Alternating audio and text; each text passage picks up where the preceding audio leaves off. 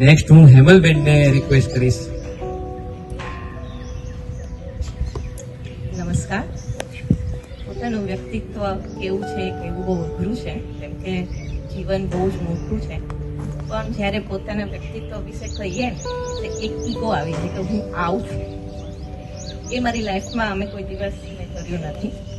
ઘણી બધી જગ્યા પર મારે બોલવાનું આવ્યું છે, પણ આજે અલગ અલગ કેટેગરી એટલે કે અલગ અલગ પ્રકારના માણસોમાં અમિતભાઈ મને બેસાડી દીધી છે. જીવન બાળપણ જે છે એ બહુ જ મોટા બિઝનેસમેનના ઘરે હું જન્મ લીધો છે મેં.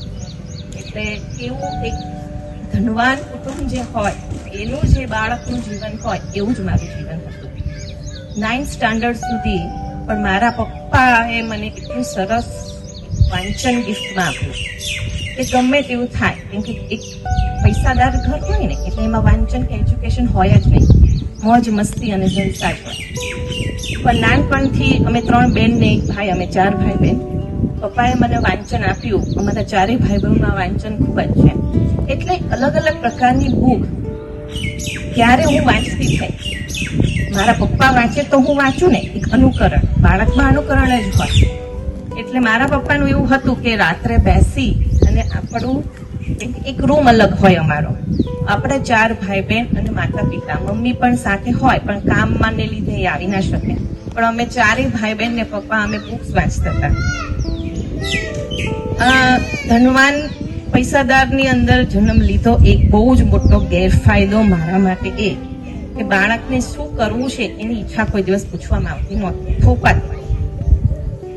પણ કોમ્યુનિકેશન મારા અને મારા પપ્પા વચ્ચે એટલું બધું હતું કે દીકરી તારે જે કરવું હોય ને હું તને ગમે ત્યાંથી છૂટ અપાવીને તારે જે કરવું હશે હું કરીશ. મારું મોસાળ પક્ષમાં બહુ જ બધા ભણેલા સાયન્ટિસ્ટ પણ મારા માસી છે. 2 માસી મારા માસાઓ સાયન્ટિસ્ટ છે જે અમેરિકામાં રિસર્ચ કરી રહ્યા છે કેન્સર ઉપર. મારા બીજા માસીના હસબન્ડ એટલે કે માસા પણ ડોક્ટર, અને બહુ જ એજ્યુકેશન વાળું એ ફેમિલી મોસાળ પર. જ્યારે હું વેકેશનમાં જાઉં ત્યારે મારા નાના ગોધરામાં રહેતા હતા અને 1 મહિનો એ મને એમની સાથે ફેરવે. એમનું LIC નું કામ અને પ્લસ એ વખતે દાહોદ ને એ બધી જગ્યા પર બહુ જ સામાજિક વ્યવસ્થાને કેવી રીતે સરળ ભાષામાં સરળ જીવનમાં લાવવું આપણી જીવનમાં એનું એ કામ કરતા હતા. એમની સાથે મને લઈ જાય અને ત્યારથી મારો થોટ એવો આવ્યો કે આ તો કંઈક અલગ જ જીવન છે. પછી સાયન્સ મેં લીધું એટલે હું બરોડા ભણવા ગઈ. પછી પપ્પાએ મને પાછી સુરેન્દ્રનગર લાવી દીધી કે દીકરી આપણા ઘરમાં તો એવું છે કે તું ગ્રેજ્યુએટ થાય એટલે પરણાવી દેવાની છે. એટલે ત્યાં જ મારો થોટ થયો કે ભણીને શું તરત પરણી જ જવાનું. એટલે મેં પપ્પાને કહી દીધું કે અમારામાં 22 વર્ષની ઉંમરે મેરેજ કરાવી દેતા હતા. પણ પપ્પા હું જ્યાં સુધી ના કહું ત્યાં સુધી તમારે મને પરણાવવાની નહીં. કેમ કે 8th સ્ટાન્ડર્ડ થી હું જ્યારે બરોડામાં વેકેશન કરવા ગઈ તો શ્રી અરવિંદ આશ્રમની અંદર મેં યોગ અભ્યાસ સ્ટાર્ટ કર્યો. એટલે મારું એક થોટ બદલાઈ ગયું. એટલે મેં પપ્પાને 12th સુધી તો હું બરોડા હતી. પછી પપ્પાએ એવું કીધું કે આપણે તો મેં ગ્રેજ્યુએટ કરીને પરણી જવાનું હોય છે તો તું સુરેન્દ્રનગર મારી પાસે રહે. કેમ કે એટેચમેન્ટ એટલું બધું હતું પપ્પાનું ને મારું કે કંઈ પણ વાત હોય ને તો એ એમની જોડે શેર. પછી સુરેન્દ્રનગરમાં હું આવી ગઈ ત્યારે તો મેં કશું વિરોધ ના કર્યો, પણ હું પરણીશ તો મારા સિલેક્ટ કરેલા છોકરા જોડે અને મારું જીવન મારે કેવી રીતે જીવવું છે એમાં મેચ થશે તો જ હું મેરેજ કરીશ. એટલે મોટા પપ્પાઓનો બધાનો બહુ જ વિરોધ. મારે જોબ પણ કરવી હતી કેમ કે એક્સપિરિયન્સ પણ લેવો હતો જીવનનો. એ પણ મારા પપ્પાએ મને પરમિશન લાવીને છુટ્ટી આપી. ગ્રેજ્યુએશન પૂરું થયું પછી જોબનો એક્સપિરિયન્સ લેવો હતો એટલે સુરેન્દ્રનગરમાં જ મેં જોબ કરી. ઘરમાં કોઈને ખબર નહીં કે હું જોબ કરું છું, પણ એકલા મારા મમ્મી પપ્પાને ખબર.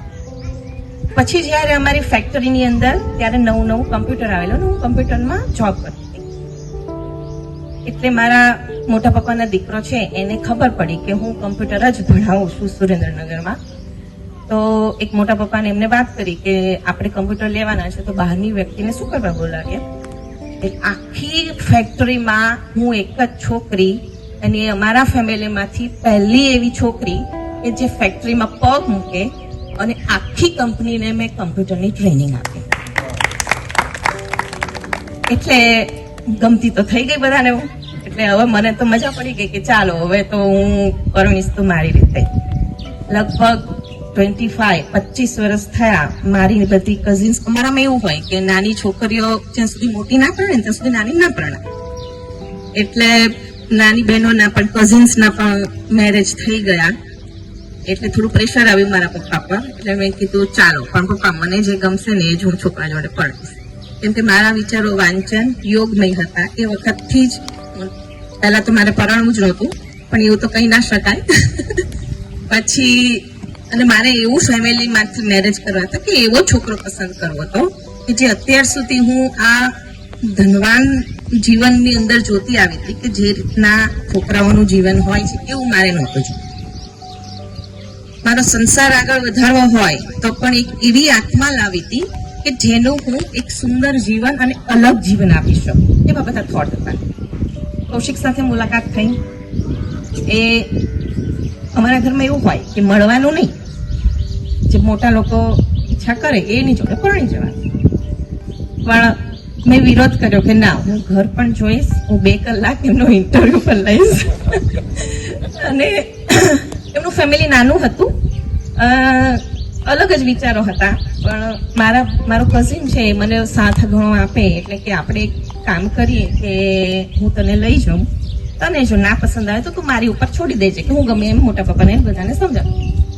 એટલે અમે મીટિંગ કરી બહાર જ, કોઈને ખબર પડ્યા વગર.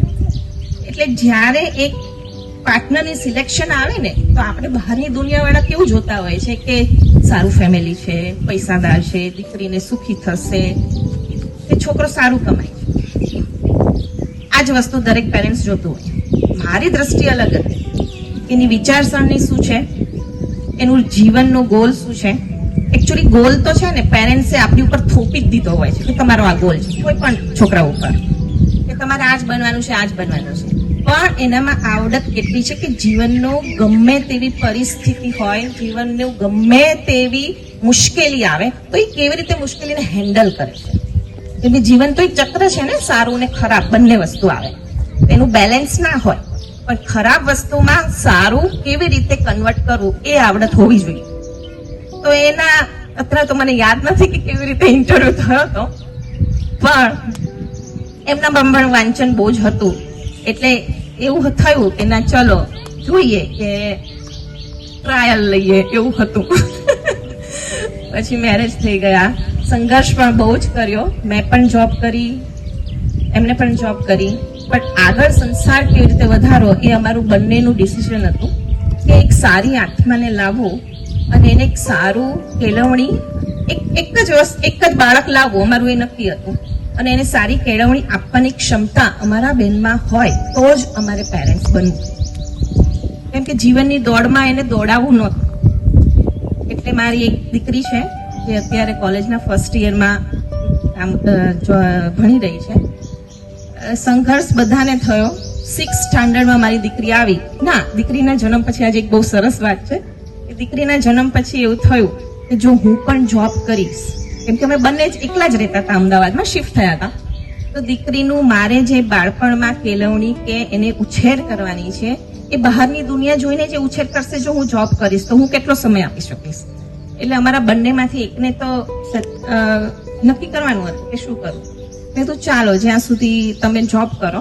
અને અમારા બંનેમાં સંતોષ એટલો કે જીવનમાં જેટલી વસ્તુ જોઈએ છે ને એટલી જ વસ્તુ કરવી, બાકી એની ભાગ દોડમાં દોડવું નહીં. વિચારસરણી સરખી હતી. એટલે એનો તો ભગવાનને ખૂબ ખૂબ ધન્યવાદ રોજ હું સવારે કહું છું કે એક સરસ જીવન જીવવા માટે એક લાઈફ પાર્ટનર. અને મને બાળક પણ એવું જ આપ્યું છે.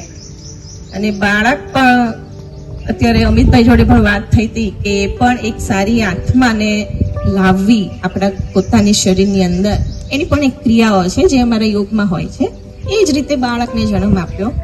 અને 6th સ્ટાન્ડર્ડમાં મારી દીકરી આવી એટલે મને એમ થયું કે હવે મારું જીવન કંઈક અલગ કરું. એટલે હું એક સંસ્થાન, ભારતીય યોગ સંસ્થાન જોડે હું જોડાણી, જે નિઃશુલ્ક બધી જગ્યા પર યોગ અભ્યાસ કરાવે છે.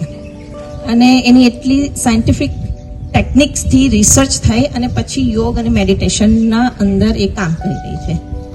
એ સંસ્થા દિલ્હી બેઝ છે. હું અત્યારે 9 વર્ષથી યોગમય જ મારું જીવન છે. અને યોગથી મારામાં શું ફેર પડ્યો, એક તો રહેણી કહેણી, એક તો સ્વભાવ, એક તો કોઈ પણ મુશ્કેલી આવે તો એને ટેકલ કેવી રીતે કરવી, દીકરીના કોઈ પણ ક્વેશ્ચન્સ હોય તો એને કેવી રીતે સહી તરફથી એને સમજાવવી, જેથી આસપાસનું વાતાવરણ હંમેશા અમારું હેપી, ખુશી અને સરળ રહે છે. બહુ બધું કહેવાનું છે પણ ટૂંકમાં બતાવી દઉં છું. મેમ એક આ ક્યાં છે? અહીંયા અમદાવાદમાં યોગ? હા, મેઇન અમારું સેન્ટર છે દિલ્હીની અંદર, પણ અમદાવાદ આપણા આખા ગુજરાતમાં 158 સેન્ટર છે. એ દરેક ગાર્ડનમાં મોર્નિંગમાં 6 to 7 ચાલી રહ્યા છે. અને હું રહું છું બોપલમાં 6 સેન્ટર છે અને 7મું સેન્ટર હમણાં ખુલશે, પણ એ બધી જગ્યા પર નિઃશુલ્ક. અને યોગ એ જ મારું જીવન બોપલમાં કયા ગાર્ડનમાં? બધા જ ગાર્ડન. બધા જ ગાર્ડનમાં સવારે? તમને ખબર છે કેટલા ગાર્ડન છે બોપલમાં? ના, હું બોપલમાં જાઉં છું તો એ કયું ગાર્ડન? કોઈને ગાર્ડન જ નથી ખબર હોતી કે ક્યાં છે, કેમ કે આપણે સુખ સુવિધામાં એટલા પાછળ દોડીએ છીએ ને તો પ્રકૃતિને ભૂલી જઈએ છીએ. એટલે જે શાંતિને જે પ્રકૃતિમાં આવે છે ને, હા એક વસ્તુ પણ હું કહેવા માંગીશ કે અમે જે ફરવા અમે દરેક વર્ષે જઈએ છીએ, 6 મહિને પણ જઈએ, 3 મહિને પણ જઈએ, પણ ફરવા હંમેશા જઈએ. એની એક એનર્જી અલગ મળે છે. પણ એવી જગ્યા પસંદ કરો કે જ્યાં તમને શાંતિ અને અલગ મહેસૂસ થાય કે ના, હું અહીંયા આવીને રિલેક્સ થઈ ગયો અને નવું જીવનમાં કામ કરવા માટે રેડી થઈ. પણ અત્યારમાં શું કરીએ છીએ બધા, એ ગોવા જઈએ તો ચાલો પાર્ટી તો કરવી જ પડે, ક્લબમાં તો જવું જ પડે. એ અમારા જીવનમાં નથી. અને પાછું આવ્યા પછી પણ પાછું થાક ઉતારવો જ પડે. થાક ઉતારવો જ પડે, યસ. પણ દરેક જગ્યાની એક એનર્જી હોય છે. કે સપોઝ તમે ગૌશાળામાં બેઠા છો તો તમને ભલે કઈ અવાજ નથી, પણ એક ગાયની અહીંયા એક સ્મેલ છે. સ્મેલ એટલે એની એનર્જી અલગ છે, વાઇબ્રેશન અલગ છે. અને હું નથી માનતી કે આટલા જેટલા વ્યક્તિ બેઠા છે એનો કોઈ નેગેટિવ થોટ અહીંયા હશે, તેથી તમને એટલું પીસફુલ એટમોસ્ફિયર લાગે છે. ધન્યવાદ. નેક્સ્ટ આયુષી પાસેથી સાંભળીશું, પણ એની પહેલા હેમલબેનને નેક્સ્ટ પ્રશ્ન જણાવી દઉં કે તમે 14 વર્ષના હોય અને કોર્ટની અંદર તમને પૂછવામાં આવે કે તમારે મમ્મી સાથે રહેવું છે કે પપ્પા સાથે રહેવું છે, તો તમે શું પસંદ કરો અને શા માટે પસંદ કરો?